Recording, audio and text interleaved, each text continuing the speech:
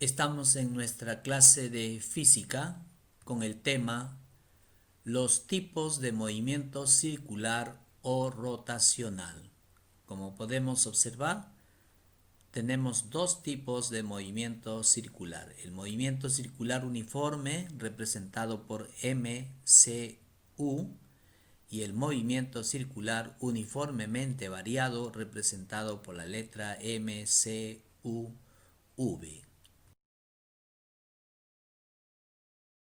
Ahora analicemos un poco el movimiento circular uniforme.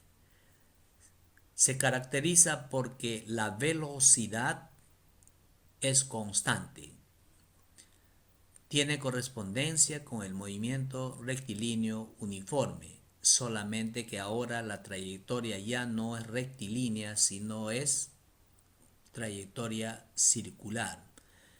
En nuestra memoria encontramos entonces el famoso triángulo de espacio, velocidad y tiempo. Para el movimiento circular tendremos entonces ahora teta, t y tendremos omega minúscula, donde teta está representando el ángulo descrito y expresado en radianes. T representa el tiempo en segundos y omega representa la velocidad angular en radianes por. Hablemos ahora del movimiento circular uniformemente variado. Se caracteriza porque la velocidad varía. Puede ser que la velocidad aumente o disminuya. Por lo tanto, si la velocidad aumenta, el movimiento es acelerado. Y si la velocidad disminuye, el movimiento será movimiento retardado. Recuérdese de que en este caso hablamos de la velocidad angular porque el movimiento es circular. Viene a nuestra memoria entonces las ecuaciones que conocíamos de la aceleración. Ahora diremos la aceleración angular alfa es igual a la velocidad angular omega 1 menos la velocidad angular omega 0 dividido entre el tiempo. También está en nuestra memoria la segunda ecuación. La velocidad final angular será igual a la velocidad angular inicial más la aceleración angular por el tiempo.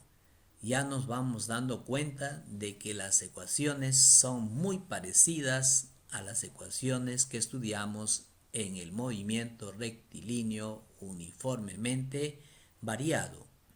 Entonces es de esperarse que haya una tercera ecuación que relacionaba el espacio igual a la velocidad por el tiempo más un medio de la aceleración por el tiempo al cuadrado. En este caso hablaremos del ángulo descrito igual a la velocidad angular inicial por el tiempo más un medio de la aceleración angular por el tiempo.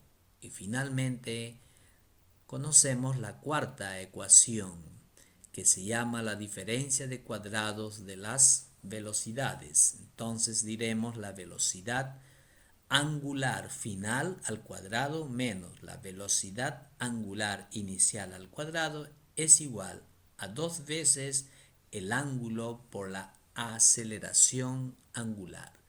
Son 4 ecuaciones fundamentales y básicas que vamos a utilizar en este tipo de movimiento.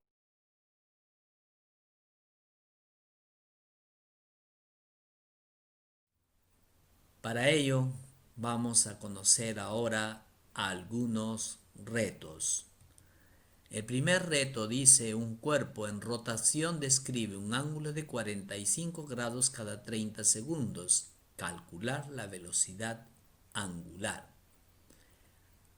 Se habla de un movimiento rotacional con un ángulo central de 45 grados. Lo primero que haremos es convertir los 45 grados a radianes.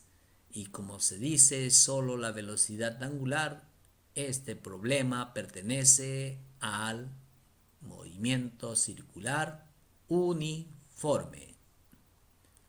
Segundo reto, un disco da 20 revoluciones por minuto. Calcular su velocidad angular.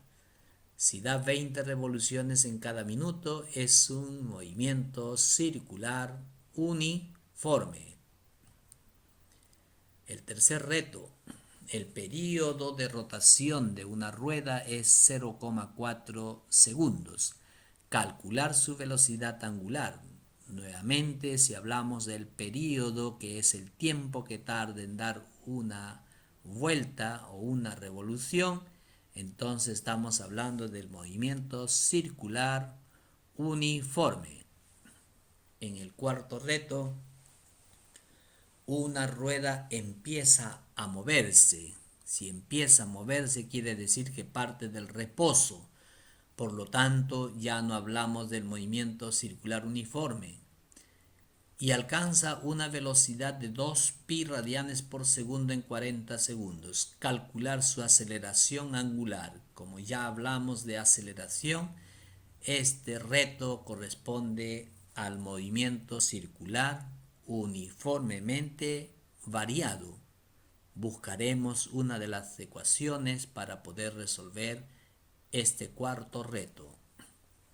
Y el quinto reto dice que las hélices de un ventilador empiezan a rotar, es decir, parten del reposo.